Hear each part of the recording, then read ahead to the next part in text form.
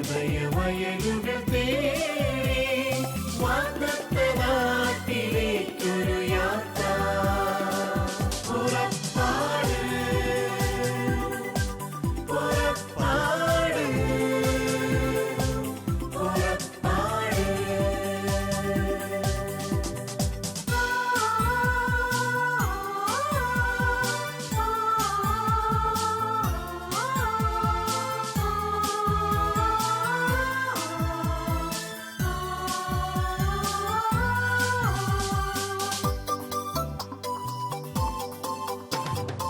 ഇസ്രായേലിനെ മോശ നയിച്ചതുപോലെ മിശിഹാനാഥൻ നമ്മെ നയിക്കും യാത്ര. ഇസ്രായേലിനെ മോശ നയിച്ചതുപോലെ മിശിഹാനാഥൻ നമ്മെ നയിക്കും യാത്ര. മരുഭൂച്ചൂടിൽ തളരും മനസ്സുകളിൽ സ്നേഹത്തെളിനീർ പെയ്തിറങ്ങും യാത്ര. പുറപ്പാട് പുറപ്പാട് പുറപ്പാട്.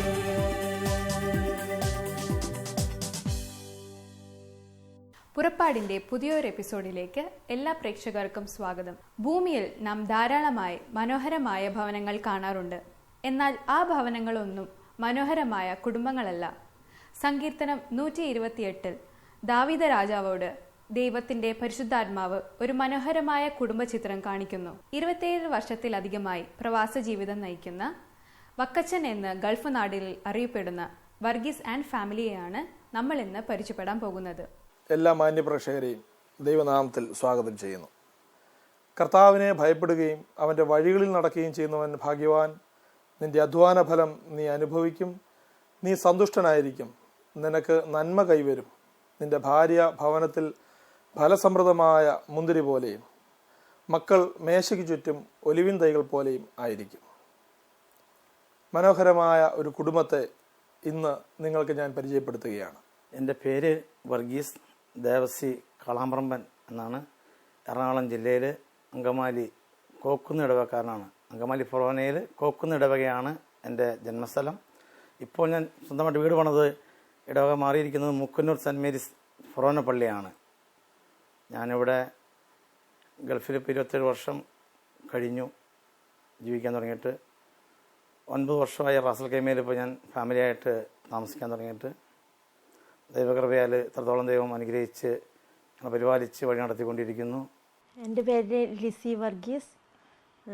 എൻ്റെ വീട് തൃശ്ശൂർ ജില്ലയിൽ വടക്കാഞ്ചേരി വാഴാനി എന്ന ഗ്രാമത്തിലാണ്. എൻ്റെ മക്കൾ 3 പേരാണ്. മൂത്ത മോൻ ജോഷുവ, രണ്ടാമത്തെ മോൻ ജോസിയ, മൂന്നാമത്തെ മോള് ഗ്ലോറിയ. എങ്ങനെയാണ് ഈ ബ്രദർ ഈ ഗൾഫിലേക്ക് വരാനുണ്ടായ ഒരു സാഹചര്യം എന്തായിരുന്നു? ഏത് വർഷമാണ് വന്നത്? 1988 ഗൾഫിലേക്ക് വന്നത്. അന്ന് പ്രത്യേകിച്ച് അങ്ങനെ ഒരു ഗൾഫിൽ പോരുന്നൊരു ചാൻസ് കിട്ടി അങ്ങനെ പോന്നു. 88 പ്രത്യേകിച്ച് വലിയ പദ്ധതിയോ ഭാവനയൊന്നും ഇല്ലായിരുന്നു. ആ സാഹചര്യം ആ കാലഘട്ടത്തിൽ ഗൾഫിലേക്ക് വരാമെന്ന് പറയുന്നത് വലിയ സംഭവമാണ്. അങ്ങനെ കയറി വന്നു. ഞാൻ ഓട്ടോമൊബൈൽസ് പഠിച്ചാൽ വന്നത്. പക്ഷേ ഇവിടെ പ്രത്യേകിച്ച് ഒരു ഗ്യാരേജിൽ ജോലി കിട്ടി. അല്ലെങ്കിൽ അതുകൊണ്ട് വലിയ സക്സസ് ഒന്നും ആയില്ലായിരുന്നു. പക്ഷേ കടന്നു വരുമ്പോൾ തന്നെ എനിക്ക് എൻ്റെ കയ്യിൽ എൻ്റെ ലക്ഷ്യം അന്നും ഞാൻ ധ്യാനങ്ങളൊക്കെ കൂടി നാട്ടിൽ വെച്ച് പണ്ട് സെമിനാറൊക്കെ കൂടി ചെറിയ കരിസ്മാറ്റിക് അനുഭവത്തിൽ കൂടിയാണ് ഞാനിവിടെ കയറി വരുന്നത്. വന്ന സമയത്ത് എൻ്റെ കയ്യിൽ ബൈബിളുണ്ടായിരുന്നു. അപ്പോൾ അങ്ങനെ ഞാൻ ആ വേദോത്സവമായിട്ട് കടന്നു വന്നു. അവിടെ ആയിരുന്ന സ്ഥലത്ത് പ്രാർത്ഥനയിലും വചനം പഠിക്കാനൊക്കെ തുടങ്ങി. ദൈവം കുറേ പരിശോധനകളിലൂടെ കടത്തിവിട്ടെങ്കിലും വളരെ അത്ഭുതമായി പരിപാലിച്ചാണ് പിന്നീടുള്ള കാലഘട്ടങ്ങളുണ്ടായത്. ഒമാനിൽ വന്നതിന് ശേഷം ഈ പ്രാർത്ഥനാ ഗ്രൂപ്പുകളിലൊക്കെ ബ്രദർ കൂടുതൽ സജീവമാകുകയും അതിന് നേതൃത്വം കൊടുക്കുകയും ചെയ്തു. അന്നത്തെ ആ ഒരു അനുഭവങ്ങളൊന്നായി വിവരിക്കാമോ? ഞാൻ 88 വന്ന സമയത്ത് ഞാൻ ആകെ ഒരു ഏകനായ അന്തരീക്ഷം തോന്നി എനിക്ക്. കാരണം നാടും വീടും എല്ലാവരും വിട്ടു പോന്നപ്പോൾ തനിച്ച് ഇങ്ങനെ വന്നപ്പോൾ ഒറ്റപ്പെട്ട സാഹചര്യത്തിൽ എല്ലാവരും സ്വന്തം കാര്യങ്ങളുമായി അങ്ങോട്ടും ഇങ്ങോട്ടും പോകുന്നൊരു ലോകത്താണല്ലോ ഗൾഫിലേക്ക് കടന്നു വരുമ്പോൾ. പക്ഷേ എനിക്കന്ന് വന്നപ്പോൾ ഒരു 3-4 മാസം കഴിഞ്ഞപ്പോൾ 89 മാർച്ച് മാസത്തിലാണ് എൻ്റെ ഓർമ്മയെ തോന്നുന്നത് ഒരു ചെറിയൊരു പ്രയർ ഗ്രൂപ്പ് ഒരിടത്ത് നടക്കുന്നതായിട്ട് അറിവ് കിട്ടി. മസ്കറ്റിൽ നിന്നും 1 മണിക്കൂർ ഫ്ലൈറ്റിൽ പോയി കഴിഞ്ഞാൽ കസാബ് മുസണ്ട എന്ന സ്ഥലത്താണ് ഞാൻ ആദ്യം വന്ന് ഇറങ്ങുന്നത്. അവിടെ ആയിരിക്കുമ്പോൾ ഒരു CSI സഹോദരനാണ്, വെല്ലൂർ സ്വദേശിയാണ്, ജോർജ് വില്യം എന്ന് പറഞ്ഞ ബ്രദറാണ് ഒരു ഇംഗ്ലീഷ് ചെറിയൊരു ഗ്രൂപ്പ് ആരംഭിക്കുന്നത് അവിടെ. ഞാൻ അതിനകത്തേക്ക് കടന്നുപോയി. ആദ്യമായിട്ട് എനിക്കൊന്നും കാര്യമായിട്ട് മനസ്സിലായിട്ടല്ല, എങ്കിലും ദൈവസന്നിധിയിലാണ് ഇരിക്കുന്നതെന്നുള്ളൊരു ബോധ്യത്തിലൂടെ കടന്നുപോയി. അവിടെ പോയിരുന്ന് ആ പ്രാർത്ഥന കൂടുകയും പിന്നീട് അതിനകത്ത് എല്ലാ വിഭാഗക്കാരുണ്ടായിരുന്നു. പാകിസ്ഥാൻ ക്രൈസ്തവരുണ്ടായിരുന്നു, ഫിലിപ്പീൻസ് ഉണ്ടായിരുന്നു, മലയാളീസ്, ഗോവൻസ്, എല്ലാവരും കൂടുന്ന ഒരു കമ്മ്യൂണിറ്റി ആയിരുന്നു. കസബ് ഫെലോഷിപ്പ് എന്നാണ് ആ കാലഘട്ടത്തിൽ തന്നെ പേരിട്ടത്. ആ ഗ്രൂപ്പിലൂടെയാണ് എൻ്റെ ആരംഭം. പക്ഷേ എനിക്കപ്പോൾ കുറേയും ബൈബിൾ വാചകങ്ങൾ പഠിക്കാനായിട്ട് എനിക്ക് കാരണമായി. എനിക്ക് തോന്നി ദൈവം വലിയവനാണ്, ദൈവത്തിന് മാത്രമേ അനുഗ്രഹം ലഭിക്കുകയുള്ളൂ, ദൈവത്തിന് മാത്രമേ എല്ലാം സാധ്യമാകുകയുള്ളൂ എന്നുള്ള ബോധ്യം എനിക്ക് അന്ന് ആ കാലഘട്ടത്തിൽ തന്നെ ഭരിക്കുന്നുണ്ടായിരുന്നു. അതിനാൽ ഞാൻ കൂടുതൽ ബൈബിൾ പഠിക്കാനും പ്രാർത്ഥിക്കാനും തുടങ്ങി. 1.5 വർഷത്തോളം ബുദ്ധിമുട്ടി കഷ്ടപ്പെട്ടെങ്കിലും പിന്നെയുള്ള സമയങ്ങളിലൊക്കെ ദൈവം. പക്ഷെ അന്ന് എൻ്റെ ലക്ഷ്യം പ്രാർത്ഥനാ യോഗത്തിന് പോവുക, കൂടുതൽ പ്രാർത്ഥിക്കുക, വചനം പഠിക്കുക. അങ്ങനെയായിരുന്നു എൻ്റെ ആരംഭം. ഗൾഫിലെ പ്രവാസി ജീവിതത്തിൽ ആരംഭം കാൽവെപ്പ് തന്നെ. ആരംഭ സമയങ്ങളിൽ ബ്രദർ പുറത്തിറങ്ങിയ ആളുകളെ കാണുകയും അവരെ പരിചയപ്പെടുകയും അവരെ പ്രാർത്ഥനയിലേക്ക് ക്ഷണിക്കുകയും ഒക്കെ ചെയ്തിട്ടുണ്ടാകുമല്ലോ. അപ്പം ആ സമയത്ത് ബ്രദറിന് ഉണ്ടായ അനുഗ്രഹങ്ങളും അനുഭവങ്ങളും ഒക്കെ എന്തായിരുന്നു? ആ സമയത്ത് എനിക്ക് ഉണ്ടായിട്ടുള്ളതെന്ന് പറഞ്ഞു കഴിഞ്ഞാൽ, പൊതുവെ എൻ്റെ സ്വഭാവം തന്നെ ആരെയും കയറി പരിചയപ്പെടുക, ആരെയും കയറി ആരുടെയും കൂടുതലായിട്ട് നമ്മൾ അടുക്കുക എന്നുള്ളതാണ് എൻ്റെ സ്വഭാവം തന്നെ. അതിനിപ്പോൾ ആരാണെന്നോ വലിയവനെന്നോ ചെറിയവനെന്നോ അല്ലെങ്കിൽ ആണെന്നോ പെണ്ണെന്നോ ഇല്ല. എല്ലാവരോടും ഞാൻ കൂടുതൽ പരിചയപ്പെടാനും കൂടുതൽ സംസാരിക്കാനും കേൾക്കാനും ഇഷ്ടപ്പെടുന്ന വ്യക്തിയാണ്. അപ്പോൾ ആ സമയങ്ങളിലൊക്കെ ഞാൻ ഈ പ്രാർത്ഥനയിൽ വന്നു കഴിഞ്ഞപ്പം പലരെയും ഞാൻ പ്രാർത്ഥനയ്ക്ക് കൊണ്ടുപോകാനായിട്ടുള്ളൊരു പ്രേരണ എനിക്കുണ്ടാകുമായിരുന്നു. അപ്പോൾ ഞാൻ അതിന് വേണ്ടിയിട്ട് ക്യാമ്പുകളിലും അല്ലെങ്കിൽ ടൗണിലും കാണുന്നവരൊക്കെ നമ്മളുള്ള ആൾക്കാരെ ബന്ധപ്പെടുന്നവരോടൊക്കെ പറയുകയും അവരെ പ്രാർത്ഥനയ്ക്ക് കൊണ്ടുപോകും. അപ്പോൾ എനിക്കെന്തോന്നില്ല, അതൊരു സംതൃപ്തിയാണ്. പ്രത്യേകിച്ച് വലിയ പദ്ധതിയോ ഭാവന തോന്നിയിട്ടൊന്നുമല്ല.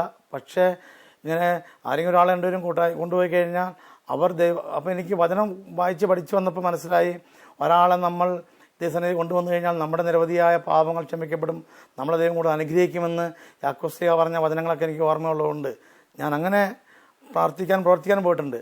ഒരിക്കൽ ഞാൻ ഓർക്കുന്നതിൻ്റെ തന്നെ ഏറ്റവും ഹൃദയസ്പർശിയായ സംഭവം, ഞാൻ ഒരു സമയത്ത് ആ ടൗണിൽ നടക്കുമ്പോൾ ഒരാളെക്കുറിച്ച് കേട്ടു. ആളിങ്ങനെ ഒരു ഹൈന്ദവനാണ്, അദ്ദേഹം ഒരു കണ്ണൂർ സ്വദേശിയാണ്, പ്രകാശ് എന്ന അദ്ദേഹത്തിൻ്റെ പേരായിരുന്നു. അദ്ദേഹത്തോട് ഞാനിങ്ങനെ അദ്ദേഹത്തിൻ്റെ മിനിസ്ട്രി ജോലി ചെയ്യുന്ന ആളാണ്. അദ്ദേഹം മദ്യപിച്ച് ഇങ്ങനെയൊക്കെ ഒരു പ്രത്യേക സാഹചര്യം ജീവിച്ചുകൊണ്ടിരിക്കുമ്പോൾ ഞാൻ പുള്ളിയുടെ സുവിശേഷത്തെക്കുറിച്ച് പറഞ്ഞു. ഞാനിങ്ങനെ പ്രാർത്ഥനയെക്കുറിച്ച് അല്പം പറഞ്ഞു. എന്തിനാ ചേട്ടാ ഇങ്ങനെയൊക്കെ നശിക്കുന്നത് എന്നൊക്കെ ഞാൻ അനുഭവം പങ്കുവെച്ചു. അദ്ദേഹം അത് കേട്ട് കഴിഞ്ഞപ്പോൾ അദ്ദേഹം അങ്ങനെ ഒന്നും പറയാണ്ട് പോയി. പിന്നീട് അദ്ദേഹം ടൗണിൽ തന്നെ കാണുമ്പോൾ അദ്ദേഹം മറ്റുള്ളവരോട് പറയുമായിരുന്നു, ഇതാ പോണ ചക്കൻ ഒരു വട്ട് കേസാണ് എന്ന് പറയുമായിരുന്നു എന്ന്. പിന്നീട് എനിക്ക് മനസ്സിലായത്. അദ്ദേഹം അങ്ങനെ പങ്കുവെച്ച് പറഞ്ഞു പോയി. കുറേ കാലങ്ങൾ കഴിഞ്ഞപ്പോൾ അദ്ദേഹത്തെ കർത്താവ് പിടിക്കുകയുണ്ടായി. അദ്ദേഹത്തിൻ്റെ പ്രത്യേക സാഹചര്യത്തിൽ യേശു കർത്താവ് അദ്ദേഹത്തിൻ്റെ റൂമിൽ അദ്ദേഹം മദ്യപിച്ച് ലക്കില്ലാതെ കിടക്കുന്ന സമയത്ത് കർത്താവ് മുഖാമുഖം സംസാരിച്ച ഒരു അനുഭവത്തിലൂടെ അദ്ദേഹം ബാപ്റ്റിസം എടുത്ത് പിന്നീട് ജോൺ പ്രകാശായിട്ട് ബാപ്റ്റിസം സ്വീകരിച്ച് മനസ്സാന്തരപ്പെട്ട ഒരു കഥ പിന്നീട് പ്രയർ ഗ്രൂപ്പിൽ വന്ന് പറയുമ്പോൾ അദ്ദേഹം ഈ സാക്ഷ്യം പറഞ്ഞപ്പോഴാണ് എനിക്ക് മനസ്സിലായത് അന്ന് പറഞ്ഞ കാര്യത്തെക്കുറിച്ച്. അപ്പോൾ അദ്ദേഹം പറയുകയാണ്, അന്ന് വട്ട് എനിക്കായിരുന്നു, ഞാൻ പറഞ്ഞു ദാ പോണ പയ്യൻ വട്ട് കേസാണെന്ന്. പക്ഷേ എന്നോട് ക്രിസ്ത്യനെ കുറിച്ച് ഏറ്റവും ആദ്യമായിട്ട് പറഞ്ഞൊരു ആളാണെന്ന് പറഞ്ഞിട്ട് അദ്ദേഹം പിന്നെ സാക്ഷ്യം പറഞ്ഞു. പിന്നീട് അദ്ദേഹം ഒത്തിരി പുസ്തകങ്ങൾ എഴുതുകയും ഒത്തിരി പ്രാർത്ഥന ആക്റ്റീവായിട്ട് വന്നു. നിർഭാഗ്യവശാൽ ഇന്ന് അദ്ദേഹം ലോകത്ത് മാറ്റപ്പെട്ടു. പെട്ടെന്ന് അറ്റാക്കായിട്ട് 10-20 വർഷത്തിലേറെ അദ്ദേഹം ക്രിസ്തുമതം സ്വീകരിച്ച് ജീവിച്ചു. ആ സമയത്ത് മസ്കറ്റിൽ നല്ല ജോലിയിലായിരുന്നു ബ്രദർ? അല്ലല്ല, എനിക്ക് വളരെ ബുദ്ധിമുട്ടും വന്ന കാലത്ത് ഞാൻ ഗ്യാരേജിലായിരുന്നു ഉണ്ടായിരുന്നത്. വളരെ ബുദ്ധിമുട്ടായിരുന്നു. പക്ഷേ ബുദ്ധിമുട്ടെന്ന് വെച്ചാൽ വേറെ ബുദ്ധിമുട്ടൊന്നുമില്ല, പ്രതീക്ഷിച്ച വരുമാനമില്ലാത്ത സാഹചര്യം. അത് പിന്നീട് 1.5 വർഷങ്ങൾക്ക് ശേഷം അത് ആ ഗ്യാരേജിൽ നിന്ന് പൂട്ടിപ്പോകേണ്ട അവസ്ഥ വന്നു. ആ കാലഘട്ടത്തിൽ നമുക്ക് വേറെ ഒത്തിരി ജോലികൾക്ക് ചാൻസ് ഉണ്ട്. ഒത്തിരി തന്നെ ടൊയോട്ട കമ്പനി പല സ്ഥലങ്ങളിലേക്കും എനിക്ക് ഒത്തിരി ഈ പ്രാർത്ഥനയിൽ താല്പര്യമുള്ളതുകൊണ്ട് എന്നെ സഹായിക്കാൻ വേണ്ടി പലരും മുൻപോട്ട് വന്നു. അപ്പോൾ എല്ലാവരും എനിക്ക് വേണ്ടി ശ്രമിച്ചു. എല്ലാം അങ്ങ് മാറിപ്പോവും, ഒന്നും കിട്ടത്തില്ല. ആ സമയത്ത് ഞാൻ ഡ്രൈവിംഗ് ലൈസൻസ് കിട്ടി ഒമാനിൽ പെട്ടെന്ന്. അതൊക്കെ വലിയൊരു കാര്യമാണ് ആ കാലഘട്ടത്തിൽ ലൈസൻസ് കിട്ടുക എന്ന് പറയുന്നത് തന്നെ. അപ്പോൾ ഞാൻ അങ്ങനെ ജോലി കിട്ടത്തില്ല. അങ്ങനെ ഞാൻ ചിന്തിച്ചു, എൻ്റെ ദൈവം എന്താണ് എൻ്റെ സത്യം, എനിക്ക് ജോലി കിട്ടുന്നില്ല, ഞാൻ തിരക്കി നടന്നിട്ട്. അപ്പോൾ ഞാൻ തിരിച്ച് നാട്ടിൽ പോകാമെന്ന് തീരുമാനിച്ചെന്നാൽ അതായിരിക്കും ദൈവതമെങ്കിൽ അങ്ങനെ ആയിക്കൊള്ളട്ടെ. അപ്പോൾ അങ്ങനെയൊക്കെ ഞാൻ പോയിക്കൊണ്ടിരിക്കുമ്പോൾ ഞാൻ ചില ക്യാമ്പുകളിൽ വൈകുന്നേര സമയത്ത് കടന്നു പോവുക പതിവായിരുന്നു. അപ്പോൾ ഞാൻ അവരുടെയൊക്കെ പ്രാർത്ഥനയെക്കുറിച്ച് പറയും. എനിക്ക് ജോലിയൊന്നും ഇല്ലെങ്കിൽ ഞാനന്ന് പ്രാർത്ഥന വളരെ ആക്റ്റീവായിട്ട് നല്ല ടിപ്പായിട്ട് പോയി സംബന്ധിക്കുകയും അത് വളരെ ആക്റ്റീവായിട്ട് നിൽക്കുകയും ചെയ്യുമായിരുന്നു. അപ്പോൾ ഒരു സഹോദരൻ എൻ്റെ അടുത്ത് ചോദിച്ചു, നീ ഇത്രയും വലിയ പ്രാർത്ഥനയും ഇത്രയും കാര്യങ്ങളൊക്കെ ബൈബിളൊക്കെ കണ്ടെത്തി നടന്നിട്ട് നിൻ്റെ കാര്യമൊന്നും നീ ശരിയാക്കാൻ പറ്റുന്നില്ലേ എന്ന് ചോദിച്ചു എൻ്റെ അടുത്ത്. എൻ്റെ ദൈവമായ കർത്താവ് 40 ദിവസം മലയിൽ പോയി ഉപവസിച്ച് പ്രാർത്ഥിച്ചിറങ്ങി വന്നപ്പോൾ സാത്താൻ ഈ ചോദ്യം ചോദിച്ചു, നീ ദൈവപുത്രനല്ലേ, കല്ലിനോട് അപ്പം പറഞ്ഞ കല്ല് അപ്പമാകത്തില്ലേ എന്ന്. ഈ വചനങ്ങൾ ഞാൻ ആ പിശാചിന്റെ പരീക്ഷണത്തെക്കുറിച്ചുള്ള ആ ഉപമകളെ പറഞ്ഞ് വിവരിച്ചുകൊണ്ട് ഞാൻ പറഞ്ഞു, എൻ്റെ ജീവിതത്തിൽ അതുപോലൊരു പരീക്ഷണം എനിക്ക് തോന്നുന്നത്, ഇത് എനിക്ക് ഒരു വിഷയമല്ല എന്ന് പറഞ്ഞു. ഇനി ഇതിനെക്കാട്ടിലും വളരെ ശോചനീയമായ അവസ്ഥ മുമ്പ് കണ്ടാലും ഞാൻ ഈ അറിഞ്ഞ കർത്താവിൽ നിന്നും പുറകോട്ട് പോകത്തില്ല, മുൻപോട്ട് തന്നെ പോകത്തുള്ളൂ എന്ന് പറഞ്ഞു. അങ്ങനെ ഞാൻ ചലഞ്ച് ചെയ്യുന്ന പോലെ അങ്ങ് പറഞ്ഞു. എനിക്കറിയത്തില്ല എന്തുകൊണ്ട് അങ്ങനെ പറയാൻ തോന്നിയെന്ന്. എന്നിട്ട് ഞാൻ പറഞ്ഞു, ഇനി ഒരുപക്ഷെ ജോബിനുണ്ടായതുപോലെ നാളെ ഒരുപക്ഷെ ഞാൻ ഇതിനെക്കാട്ടും ദുരിതപ്പെട്ടു പോകേണ്ടി വന്നാൽ പോലും ഒരിക്കലും പുറകോട്ട് പോകുന്ന വിഷയമില്ല സഹോദരാന്ന് പറഞ്ഞു. എൻ്റെ ദൈവം എന്നെക്കാട്ടും എന്നെ വലിയവനാക്കുമെന്ന് പറഞ്ഞിട്ട് ഞാനങ്ങനെ പറഞ്ഞ് ഇറങ്ങിപ്പോയി. പക്ഷെ അന്ന് രാത്രി ഞാൻ ചിന്തിച്ചു, അത് ശരിയാണല്ലോ പറഞ്ഞത്. അതും ചോദിച്ചപ്പോൾ ജോലിയില്ല, നമ്മുടെ കാര്യത്തിൽ നാളെക്കുറിച്ച് പക്ഷേ എനിക്ക് വലിയ പ്രതീക്ഷയില്ല, തിരിച്ച് നാട്ടിൽ പോകണോ, അല്ലെങ്കിൽ എല്ലാവരും ഗൾഫിൽ പോകുന്നു, ഉന്നതരായിത്തീരുന്നു, അപ്പം നമ്മളിങ്ങനെ എന്താവുമെന്ന്. അപ്പം ഞാനിങ്ങനെ ചിന്തിച്ചപ്പോൾ എനിക്ക് തോന്നി, ശരി ഞാൻ ഉപവസിക്കാമെന്ന് തീരുമാനിച്ചെന്നാൽ ഉപവസിച്ച് പ്രാർത്ഥിക്കാം. യേശു തമ്പുരാൻ 40 ദിവസം മലയിൽ പോയി ഉപവസിച്ച് പ്രാർത്ഥിച്ചുവെങ്കിൽ എനിക്ക് എന്തുകൊണ്ട് 4 ദിവസമെങ്കിലും ഉപവസിച്ചുകൂടാ. അങ്ങനെ ഞാൻ അതിന് പഠിച്ചൊരു തീരുമാനം ഞാൻ എടുത്തു. കാരണം ഞാൻ വചനം വായിച്ച് പഠിക്കാൻ തുടങ്ങി. അപ്പോൾ 4-5 മാസമായിട്ട് എനിക്ക് ജോലിയില്ല. 5 മാസം 18 ദിവസം എൻ്റെ ഓർമ്മയിൽ ശരിക്കും ഉണ്ടത്. 5 മാസം 18 ദിവസം ജോലിയില്ലാതിരിക്കുന്ന ഒരു സാഹചര്യം എനിക്കുണ്ടായി. അപ്പോഴാണ് ഞാൻ ഈ ഉപവാസം എടുക്കുന്നത്. 4 ദിവസം ഉപവസിച്ച് ഞാൻ 4 പകലും 3 രാത്രിയും ഞാൻ പൂർണ്ണമായിട്ടും കഠിന ഉപവാസം എടുത്ത വ്യക്തിയാണ്. പിന്നെ ജീരവെള്ളം കുടിച്ച് മാത്രം 2-3 ജീരവെള്ളം കുടിച്ചിട്ടുണ്ട്.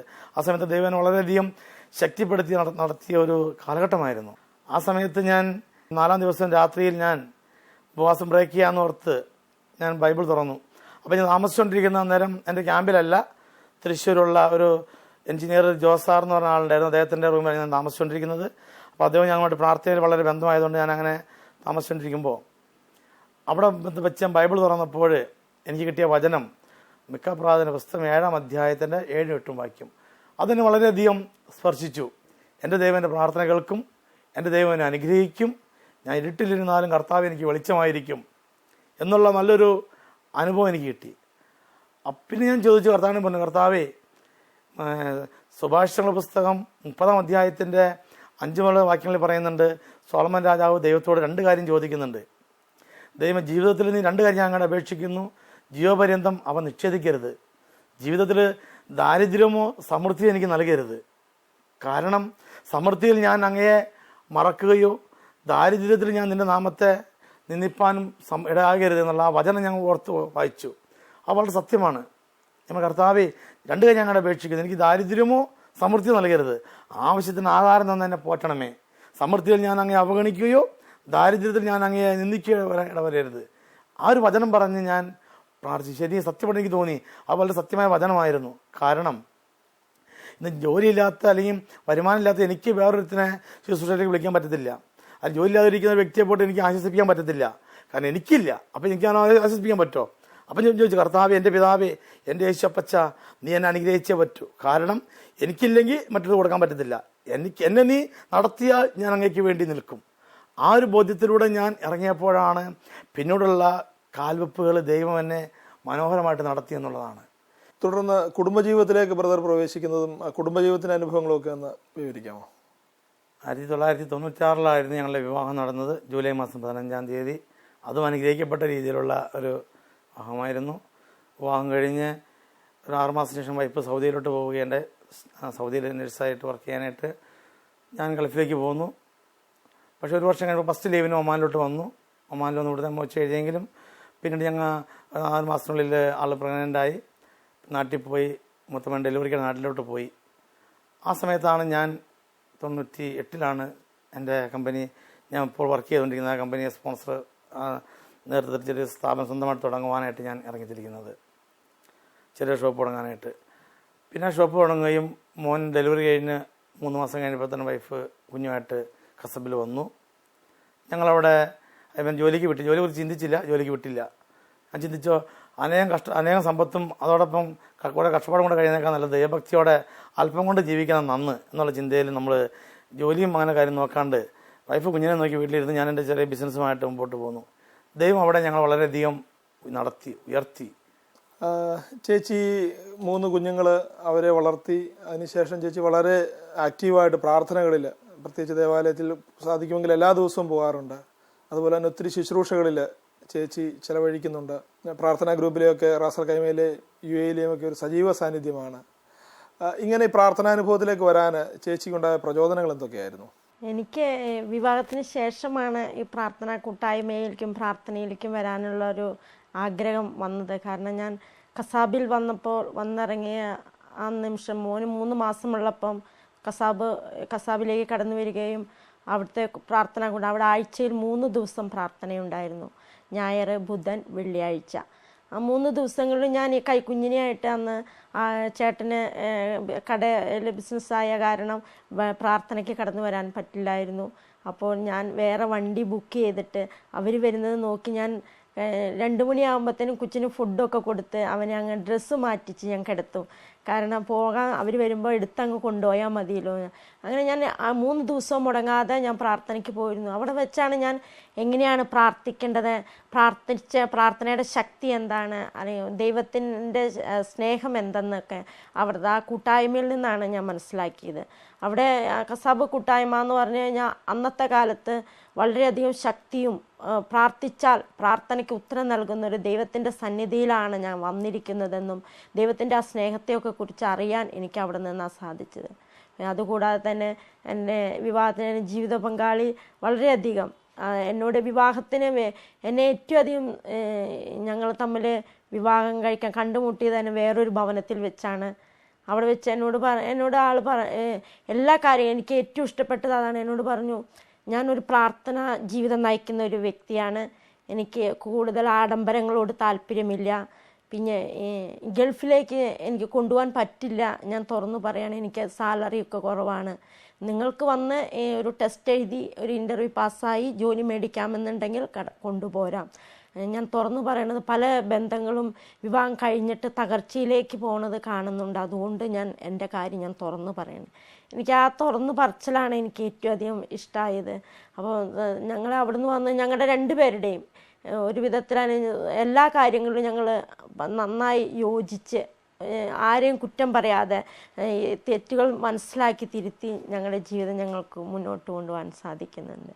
അതുപോലെ ഈ കുട്ടികളെയൊക്കെ വചനം പഠിപ്പിക്കാനും അവരെയൊക്കെ സാധാരണ ഈ ഒരു കാലഘട്ടത്തിൽ പ്രത്യേകിച്ച് ഇങ്ങനെയുള്ള നാടുകളിൽ ലോകത്തിൻ്റെ അതിപ്രസരങ്ങളിൽ ഈ ഐഫോണിൻ്റെയും ഐപാഡിൻ്റെയും ഒക്കെ പിന്നാലെ ടെലിവിഷൻ്റെ ഒക്കെ മുമ്പിൽ സമയം ചെലവഴിക്കുന്ന കുഞ്ഞുങ്ങളെയാണ്. എങ്ങനെയാണ് ചേച്ചിയുടെ കുട്ടികളെ വളർത്തിയെടുക്കുന്നത്? ഞാൻ എൻ്റെ മക്കളെ അവരെ വളർന്നു വലുതാകുമ്പോൾ ചേട്ടനും ഭയങ്കര നിർബന്ധമായിരുന്നു എല്ലാവർക്കും. മക്കൾ വളർന്നു വന്നപ്പോൾ മക്കളെ ബൈബിള് പഠിപ്പിക്കണം, ബൈബിൾ വചനങ്ങൾ ഇരിക്കണം. അപ്പോൾ അവർക്ക് 3 പേർക്കും സെപ്പറേറ്റ് ബൈബിള് മേടിച്ചു കൊടുത്ത് ബൈബിള് നിർബന്ധമായി വായിക്കണമെന്ന് നിർബന്ധമായിരുന്നു. അപ്പോൾ അവരങ്ങനെ വായിച്ചു തുടങ്ങി. അത് കഴിഞ്ഞിട്ട് പിന്നെ കസബ് കൂട്ടായ്മയിൽ മൂത്ത മകൻ അവിടെ നിൽക്കുമ്പോൾ അവിടുത്തെ കാറ്റഗിസവും ക്ലാസ്സുകളൊക്കെ വളരെ നല്ലതായിരുന്നു. അവിടെ നിർബന്ധമാണ് ഓരോ സങ്കീർത്തനം കുട്ടികൾ വായിച്ചു വരണമെന്നുള്ളത്. അതുകൊണ്ട് കുഞ്ഞുങ്ങൾ വീട്ടിൽ വന്ന ആ സങ്കീർത്തനം പഠിക്കുന്നത് കാരണം അവർക്ക് ഇപ്പോൾ എനിക്ക് തോന്നുന്നത് ഒരു 7-8 സങ്കീർത്തനം കാണാതെ അറിയും. അത് ഞാൻ അവരെ ഡെയിലി കാലത്ത് ഇപ്പോൾ സ്കൂളിൽ പോകുമ്പോൾ കാലത്ത് അവരുടെ ഒരു ഡെയിലി പ്രെയർ ഉണ്ട്. ആ പ്രെയർ കഴിഞ്ഞാൽ ഉടനെ വണ്ടിയിൽ കയറി കഴിഞ്ഞാൽ ഞാനാണ് കൊണ്ടുവന്നാക്കുന്നത്. ഞാൻ ഈ സങ്കീർത്തനം അവർ മറന്നു പോകാതിരിക്കാൻ ഞാൻ രാവിലെ കാലത്ത് അങ്ങോട്ട് പോകുമ്പോൾ തിരിച്ചു വരുമ്പോൾ ഈ സങ്കീർത്തനം 6 എണ്ണം അവരെയും കൊണ്ട് ചൊല്ലിക്കും. അപ്പോൾ അവരത് മുടങ്ങാതെ അത് എത്തുമ്പോൾ 10 മിനിറ്റും കൊണ്ട് ഞങ്ങൾ സ്കൂളിൻ്റെ അവിടെ എത്തും. സങ്കീർത്തനം 5-6 എണ്ണം അവർ ഡെയിലി കർത്താവിനോട് പ്രാർത്ഥിച്ചു പോകാനും അതിൻ്റെ ഒരു കൃപ വളരെയധികം ഞാൻ കുഞ്ഞുങ്ങൾക്ക് കൊടുത്തിട്ടുണ്ട്. പിന്നെ എപ്പോഴും നമ്മൾ ഈ വെള്ളിയാഴ്ചകളിലൊക്കെ കുഞ്ഞുങ്ങൾ പറയും, ഇപ്പോൾ വലുതായപ്പോൾ അവർ പറയും പുറത്തു പോകാം അല്ലെങ്കിൽ ആഘോഷങ്ങൾക്ക് പോകാം, പരിപാടികളുണ്ടല്ലോ ഇന്ത്യൻ അസോസിയേഷനിലും. പക്ഷെ എപ്പോഴും ചേട്ടൻ പറയും ഫസ്റ്റ് പ്രിഫറൻസ് കർത്താവിനാണ് ലിസി, അത് കഴിഞ്ഞിട്ടുള്ള കാര്യങ്ങളേ ഉള്ളൂ. അപ്പോൾ ഞങ്ങൾ എല്ലാ ദിവസവും ഞങ്ങൾ പ്രയറിന് ഒറ്റ ദിവസം പോലും എന്തേലും അത്രയും ബുദ്ധിമുട്ടുണ്ടെങ്കിൽ മാത്രമേ പോകാതിരിക്കുകയുള്ളൂ. അല്ലെങ്കിൽ ഞങ്ങൾ മുടങ്ങാതെ എല്ലാ പ്രാർത്ഥനകൾക്കും കടന്നു പോവുകയും അവിടെ കുഞ്ഞുങ്ങളായാലും പാട്ടിനായാലും എല്ലാത്തിനും സജീവമായി പങ്കെടുക്കുകയും ചെയ്യുന്നുണ്ട്. Psalm 127. കർത്താവ് വീട് പണിയുന്നില്ലെങ്കിൽ പണിക്കാരുടെ അധ്വാനം വ്യർത്ഥമാണ്. കർത്താവ് നഗരം കാക്കുന്നില്ലെങ്കിൽ കാവൽക്കാർ ഉണർന്നിരുന്നേക്കുന്നതും വ്യർത്ഥം. സങ്കീർത്തനം 91. അത്യുന്നതങ്ങളുടെ സംരക്ഷണത്തിൽ വസിക്കുന്നവനും സർവശക്തന്റെ തണലിൽ കഴിയുന്നവനും കർത്താവിനോട് എൻ്റെ സങ്കേതവും എൻ്റെ കോട്ടയും ഞാൻ ആശ്രയിക്കുന്ന എൻ്റെ ദൈവവും എന്ന് പറയും. അവിടുന്ന് നിന്നെ വേടന്റെ കെണിയിൽ നിന്ന് മാർഗമായ മഹാമാരിയെ നിരീക്ഷിക്കും. സങ്കീർത്തനം 121. പർവ്വതങ്ങളിലേക്ക് ഞാൻ കണ്ണുയർത്തുന്നു. എനിക്ക് സഹായം എവിടെ നിന്ന് വരും? എനിക്ക് സഹായം കർത്താവിൽ നിന്ന് വരുന്നു. ആകാശവും ഭൂമിയും സൃഷ്ടിച്ച കർത്താവിൽ നിന്ന്. നിന്നെ കാൽ വെടുത്തുവാൻ അവിടുന്ന് സമ്മതിക്കുകയില്ല.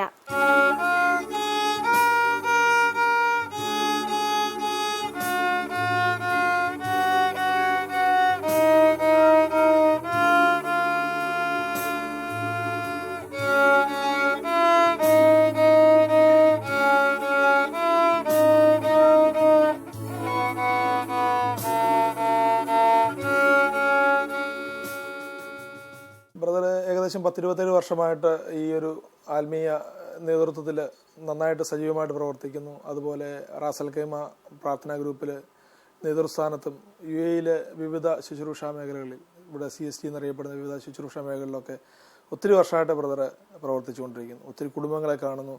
അതുപോലെ ഒത്തിരി ശുശ്രൂഷകരെ ബ്രദർ വെൽക്കം ചെയ്യുന്നുണ്ട്.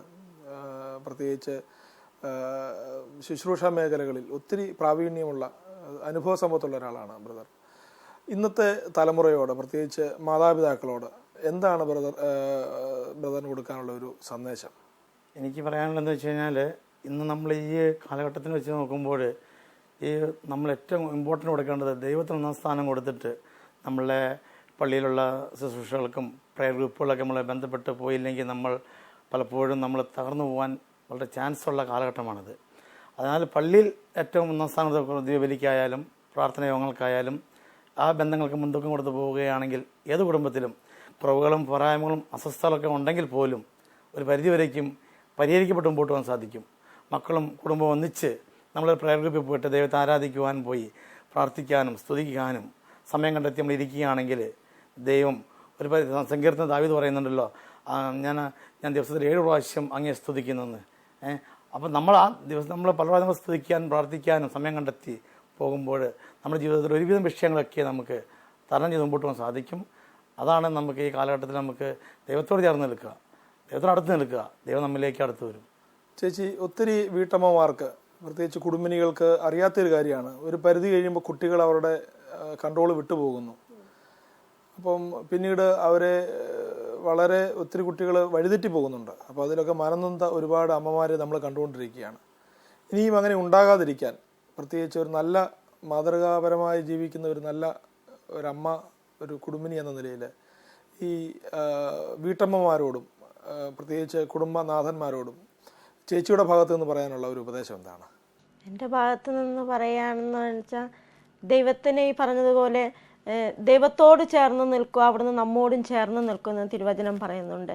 അതുപോലെ തന്നെ ഇന്നത്തെ കാലഘട്ടം ഈ ലോകത്തിൻ്റെതായ ആഗ്രഹങ്ങൾ, ഇമ്പങ്ങളുടെ പിന്നാലെ പോയി അനേകം കുഞ്ഞുങ്ങൾ, ഇവിടെയുള്ള അനേകം കുടുംബങ്ങളിൽ ഞങ്ങൾ കടന്നു ചെല്ലുമ്പോൾ അവർ കണ്ണുനീരോടെ പറയുന്നത് കേൾക്കാം. ഫോണിൻ്റെ ആയിട്ടോ അല്ലെങ്കിൽ മറ്റുള്ള പ്രശ്നങ്ങളും ആയിട്ട് കുഞ്ഞുങ്ങളൊക്കെ തകർന്നു പോയിക്കൊണ്ടിരിക്കുന്നു.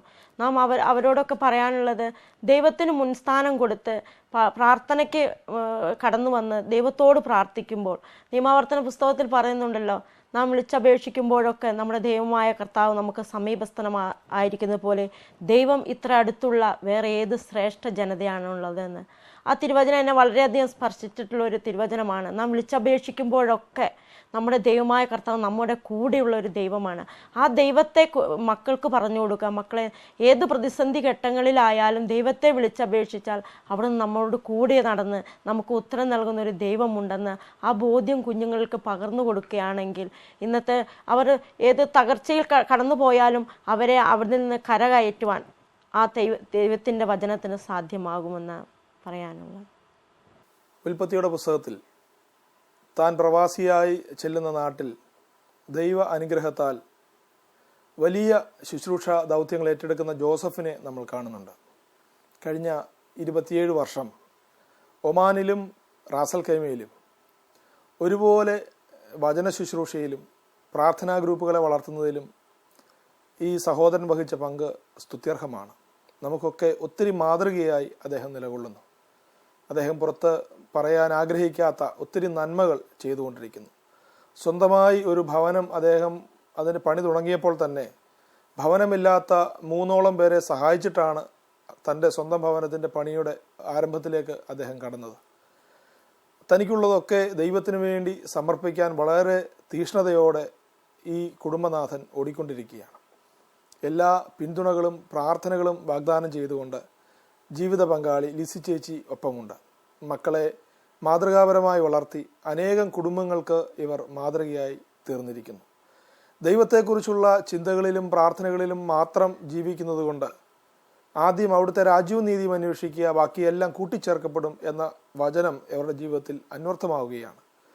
അദ്ദേഹം ഒരു ജോലിക്കാരനായി പ്രവേശിച്ച കമ്പനിയുടെ ചുമതലക്കാരനായി അതിൻ്റെ ഉടമയായി അദ്ദേഹം ഏകദേശം 10-25 സ്റ്റാഫ് ഉള്ള ഒരു ചെറിയ ബിസിനസ് രംഗത്തിൻ്റെ അധിപനായി അദ്ദേഹം മാറി. എങ്കിലും പ്രാർത്ഥനയ്ക്കും ദൈവവചന ശുശ്രൂഷയ്ക്കും പ്രാർത്ഥനാ കൂട്ടായ്മകൾക്കും ദേവാലയത്തിനുമാണ് അദ്ദേഹം ഇന്നും പ്രാധാന്യം കൊടുക്കുന്നത്. മറ്റെല്ലാം അദ്ദേഹം ഇതിനുവേണ്ടി മാറ്റിവെക്കുന്നു. അതുകൊണ്ട് തന്നെ ഇവർ അനുഗ്രഹിക്കപ്പെടുന്നു. ഇവരുടെ ജീവിതം ഇനിയും ധന്യമാകട്ടെ. ഇവർ പ്രവാസികളായി ജീവിക്കുന്ന ഈ നാട്ടിൽ അനേകർക്ക് വെളിച്ചവും ക്രിസ്തുവിൻ്റെ അഭിഷേകവുമായി ഇവരെ ദൈവം മാറ്റട്ടെ. എല്ലാ അനുഗ്രഹങ്ങളും ഈ എപ്പിസോഡ് കണ്ട നിങ്ങൾക്ക് ഞങ്ങൾ ആശംസിക്കുന്നു. ഈ കുടുംബത്തിനു വേണ്ടി നിങ്ങൾക്ക് നന്ദി പറയുന്നു. നമുക്ക് നല്ലൊരു തീരുമാനമെടുക്കാം. നമ്മുടെ കുഞ്ഞുങ്ങളെ വിശ്വാസത്തിൽ വളർത്താം. പ്രത്യേകിച്ച് നിങ്ങൾ രണ്ടുപേർക്കും സ്നേഹപൂർവ്വം നന്ദി പറയുന്നു. ദൈവം സ്വപ്നം കണ്ട മനോഹരമായ കുടുംബജീവിതം അനർത്ഥമാക്കിയ വർഗീസേട്ടനെയും ഫാമിലിയെയുമാണ് നമ്മൾ ഈ എപ്പിസോഡിലൂടെ പരിചയപ്പെട്ടത്. കൂടുതൽ വിശേഷങ്ങളും പ്രാർത്ഥനകളുമായി അടുത്ത ആഴ്ച വീണ്ടും കാണുന്നതുവരെ നന്ദി, നമസ്കാരം.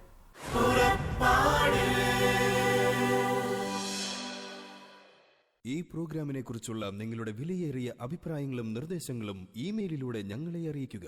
purappadu.uae@gmail.com. പരിശുദ്ധാത്മവരങ്ങളാലെന്നും ഹൃദയത്തിനകതാരു നിറയ്ക്കും യാത്ര.